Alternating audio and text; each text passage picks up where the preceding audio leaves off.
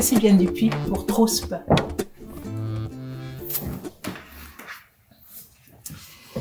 J'ai choisi de lire d'abord un extrait de Cantate à 7 voix, qui est un texte écrit pour une metteur en scène. C'est entre le théâtre et le poème. Chaque figure donc parle à la première personne. Et je vous lirai deux des figures qui parlent dans ce texte, à savoir Antigone et ensuite la sans nom, qui est le personnage que j'imagine à la fin, qui se détache de toutes ces figures héritées mythologiques et qui finalement s'invente elle-même. Colonne droite, opiniâtre et dure, elle résiste noire, résistera. Mes larmes sont des mains qui creusent. Elle s'obstine comme dans la terre les os des morts, fait ce qu'il faut, maintient visible la silhouette humaine qui s'efface. Elle est ce qu'elle fait. Moi, sœur humaine de tous les morts sans lieu en cendres, je suis celle qui dit non, debout. Elle nargue les tyrans et défie l'interdit, ô désobéissante. Elle est son père en elle, à l'envers. Moi, sœur humaine de tous les morts sans lieu, j'écoute, j'obéis à leur voix, je suis de ce monde et de l'autre. Fille d'aveugle et qui fuit le jour au lieu de l'inventer, négligeant les vivants, toi l'obstiné, je parle. Je suis parlée par les morts. Je suis et ne suis pas encore Antigone. Obstinée, inconciliable. Voilà, je vous lis la sans nom, qui est issue de toutes les figures précédentes. Moi, la sans nom, je ne suis pas parlée, je suis celle qui dit je, toute seule, inconnue, à venir, jachère de nous. Elle ne sait pas qu'elle est personne, que ces mots la précèdent et l'inventent. Tour à tour m'habillant, me défaisant de vous, je vous sais et je vous oublie. Mes mortes, mes vivantes, mes petites sœurs d'avant, je prends peau de vous toutes et âme du dedans de moi. Ces mots sont ceux de tous, ce qu'ils disent est à elle. Moi, là, sans nom, je vais mon chemin d'exilé, je ne ressemble pas, je cherche qui m'entend. Elle donne le sens qu'elle veut à ce qui n'en a pas. Je dis non à ce qui me tue, oui à ce qui me fait rire. Je dissimule mes larmes. Elle est plusieurs en une, elle joue à la marelle avec tous ses visages et s'illumine d'immense. Moi, là, sans nom, je me tais sur tous mes secrets. Elle résiste, elle porte la douleur. Si fragile le milieu de sa voix, son frêle noyau de cendre, elle est chacun de nous et une autre, énigme pure. Inventez-moi, les pas encore nés, inventez-nous. Elle travaille à se mettre au monde. Si tu manquais, si vous manquiez, j'en perdrais le sens. Nous n'en finissons pas de naître et de dénaître. Je suis ce que je cherche.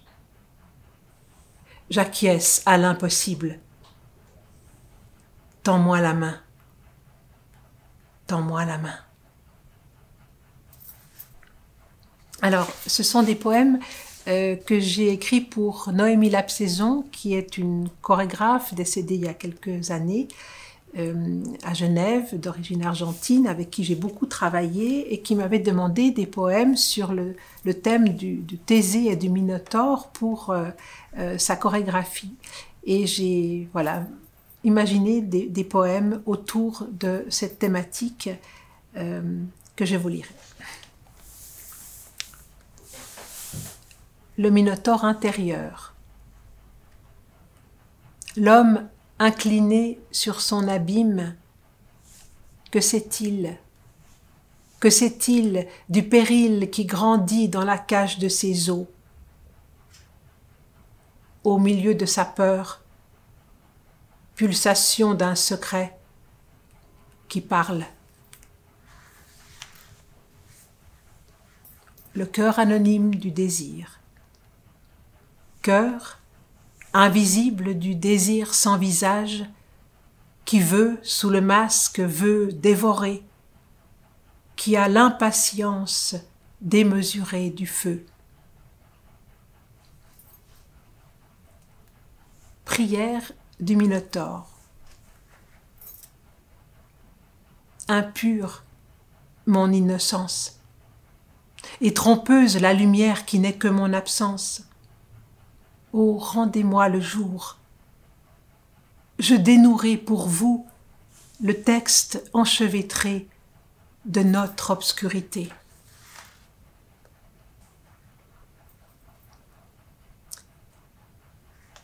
Ici, c'est Thésée qui parle de la femme labyrinthe. Quelle chimère était-ce donc, ce Dédale vaincu par ma force pour pouvoir te gagner? Ce que j'ai cru défaire, je le retrouve en toi, étrangère inextricable. Tour à tour, je compose et efface le labyrinthe de ton songe, faisant mine de t'obéir. Mais ce fil qui nous lie n'est rien, ami, que le tracé d'une fiction qui ment, car c'est toi que j'enferme et moi que je délivre. Je est un autre. Chacun son minotaure, que ça te plaise ou non, et à chacun son double ou son diable intime très rusé.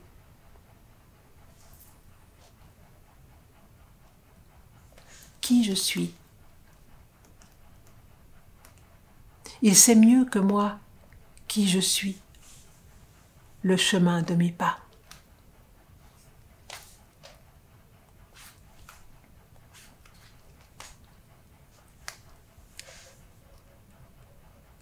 Et là, une variation sur le labyrinthe et le couple.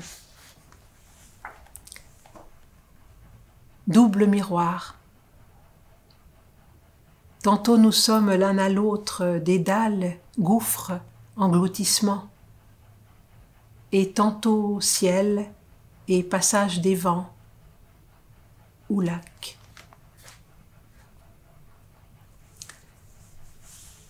Labyrinthe des pieds qui se cherchent et des mains, corps à corps où se réinvente le cycle des constellations, le va-et-vient des vagues et la coïncidence.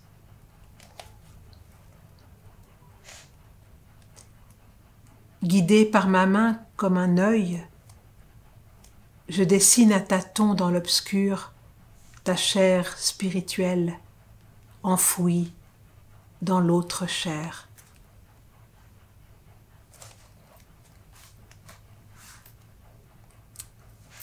Et une troisième partie qui est une variation sur le labyrinthe et le monde. Le chemin de l'incertitude varie comme nos vies vagabondes et nos dépouilles de nos victoires de sable. Butin sans poids, éparpillé.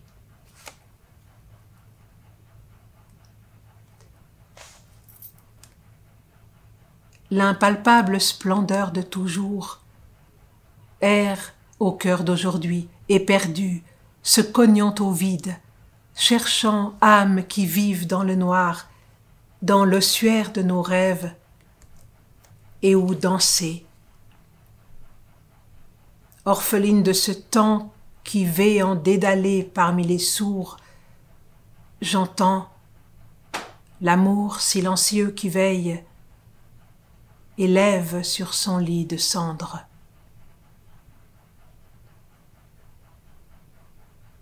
Marelle.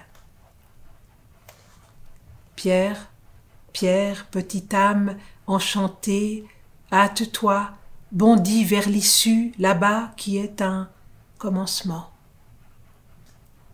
Voilà. Parfait. Et vous pouvez peut-être maintenant alors tirer quelques questions. Alors, je tire.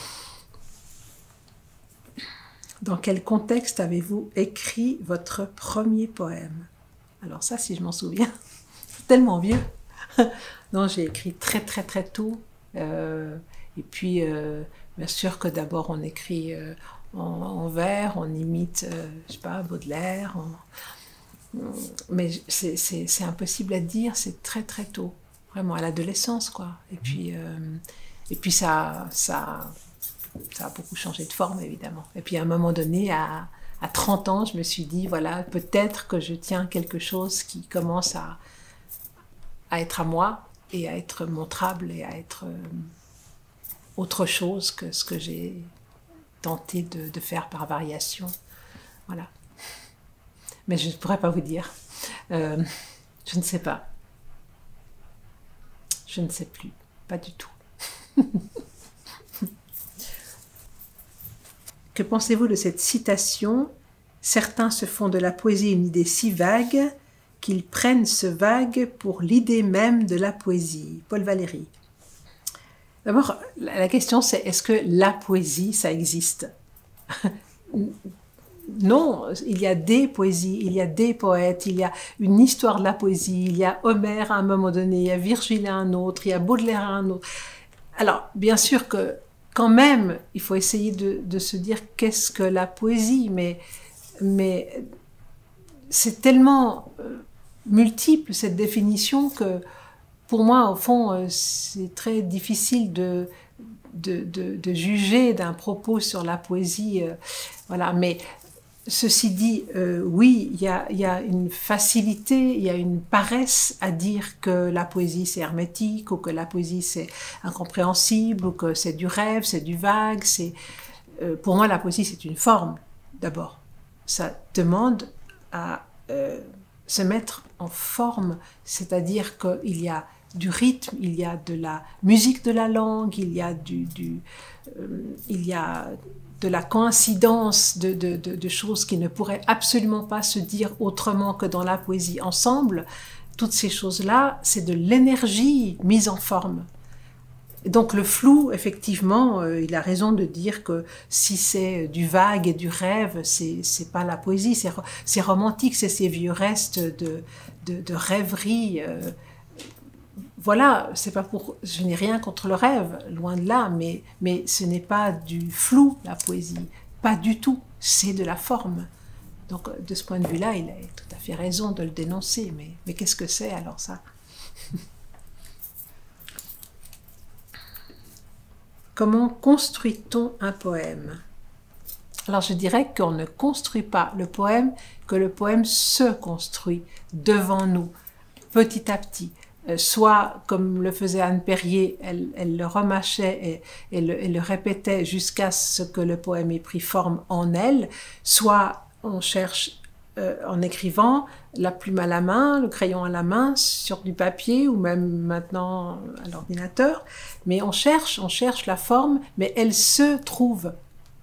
Dès qu'on veut vraiment imposer à un poème une forme, il y a toutes les chances que ça ne tienne pas, ou que quelque chose manque. Il y a une organicité du poème et de l'écriture du poème, ça nous pousse, c'est du rythme, c'est de la langue qui trouve avec nous et à notre place parfois, mais ça ne veut pas du tout dire que ça n'ait pas de sens. Je ne dirais pas du tout cela, mais c'est un travail de la langue qui s'invente au fur et à mesure qu'il se produit et qui va vers une forme. Et en fait, la forme, on en a conscience à la fin. Ah voilà, ce poème, il allait vers ça. Il devait devenir ça. Et tant qu'on n'a pas trouvé, le poème est en attente. Et ça peut durer très longtemps et ça peut même durer des années. Il y a quelque chose qui doit se trouver dans le mouvement même et le travail même de la forme. Voilà. À partir de toutes sortes de choses qui vont donner corps au poème ou pas. Quel est votre poète ou votre poème favori? Il y en a tellement de poètes qui me nourrissent. Mais il est certain que après Baudelaire, qui a été vraiment, enfin, j'y reviens sans cesse parce que, voilà, il est tellement riche que c'est infini. C'est clair que la découverte de Paul Celan a été pour moi absolument décisive dans mon écriture et ma pensée de la poésie. C'est-à-dire donc un poète qui, dans la langue allemande, alors qu'il est juif et alors qu'il a lui-même subi les camps, invente la métamorphose de la langue qui permet à cette langue coupable pour lui dans son histoire d'aller vers le nouveau, d'aller vers le futur. Et en fait, cette démarche qui vaut pour lui, dans son histoire à lui, je pense qu'elle vaut pour toute la poésie. C'est-à-dire qu'on hérite de quelque chose qui est une langue en partie morte, en partie qu'il faut réinvestir, à laquelle il faut rendre la vie. La langue, disons, de la communication en général est une langue qui n'est pas chargée comme la langue de la poésie, et il faut donc toujours métamorphoser dans la langue quelque chose pour aboutir à du nouveau, mais à un nouveau qui corresponde ici maintenant à ce qu'on a besoin d'entendre et à ce qu'on a besoin à un rapport au monde qu'on a besoin d'avoir pour soi et pour les autres. Mais en même temps, le travail de Paul Celan de la langue qui mêle aussi les langues, qui travaille d'une façon extrêmement dense et extrêmement tissée, le vers est tellement admirable que c'est infini. Ce sont ces poèmes qu'on peut relire tout le temps et on n'avait pas vu, on n'avait pas senti ça encore, on n'avait pas. Voilà. Au fond, la plus grande poésie, c'est celle qu'on peut relire interminablement et qui interminablement nous donne quelque chose qu'on n'avait pas vu, qu'on n'avait pas éprouvé, pas ressenti. Mais ça nous regarde aussi en tant que lecteur d'aller le chercher ou pas. Voilà. Que pensez-vous de cette citation « Apprendre à devenir poète, c'est désapprendre à vivre » Michel Houellebecq. Non. D'abord, qu'est-ce que c'est apprendre à devenir poète? Il y a des moments où on écrit des poèmes et des moments où on n'en écrit pas, où on écrit autre chose. C'est pas être poète qui compte, c'est produire des poèmes quelquefois, souvent, pas souvent, faire ce travail. Et non, je ne suis pas d'accord de séparer la vie et le poème et le travail du poème. Il est entièrement nourri de cette vie qu'on porte en soi et du rythme intérieur et de la musique qu'on porte en soi, mais qui est nourri par la vie. Si la vie s'en va, le poème s'en va aussi, je crois. Mais en même temps, il est certain que peut-être il y a un éloignement, il y a une façon de se détourner de certaines choses, de certaines distractions, du trop, du multiple, de la superposition des choses pour en arriver à cette concentration du poème. De ce point de vue-là, oui, on se retire dans sa cellule de la vie très momentanément pour aboutir à quelque chose. Mais c'est nourri de la vie et ça y revient ensuite, ou alors c'est vain, je crois. Pourquoi écrivez-vous de la poésie? Moi, je dis toujours que je ne pourrais pas tenir sans l'écriture, mais qu'elle a toutes sortes de formes et que ça dépend des moments et que ça dépend que j'ai le théâtre, que j'ai l'essai, que j'ai la poésie, mais pourvu qu'il y ait de l'écriture, c'est-à-dire au fond une façon de tenir debout, une façon de résister, je crois, à tout ce qui nous vient du dehors et aussi des événements et de la conscience. C'est une façon de tenir debout dans la conscience et de trouver une forme qui est une métamorphose. Voilà. Donc, pourquoi j'écris? Pour continuer à vivre de façon plus centrale et plus droite. Et aussi pour produire quelque chose qui peut être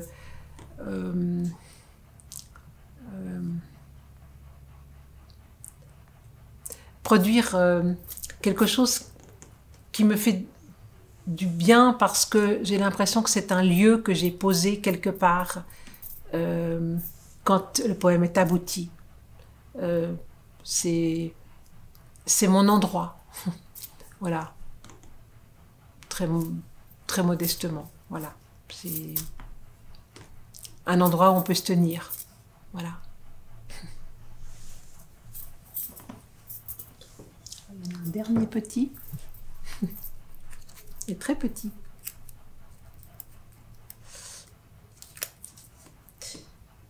À quoi sert la poésie? C'était le dernier.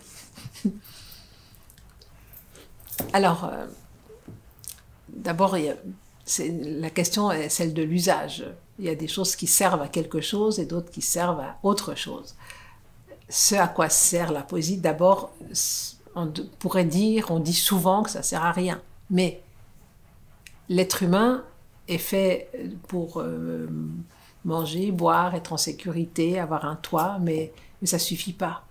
L'être humain, il a une conscience, il a une douleur, il a un besoin de beauté et de sens qui fait que ça ne suffit pas simplement de vivre. C'est comme ça. Pour certains, peut-être que ça suffit, mais je pense qu'il y a toujours ce quelque chose qui donne sens à notre existence, qui donne forme à notre existence et qui est absolument nécessaire à poser ou à trouver peut-être dans les poèmes des autres, mais on a besoin de cela pour faire son travail d'humain, tout simplement, je crois. Et faire son travail d'humain, ça n'est pas seulement faire du commerce, ça n'est pas seulement gagner sa vie, ça n'est pas seulement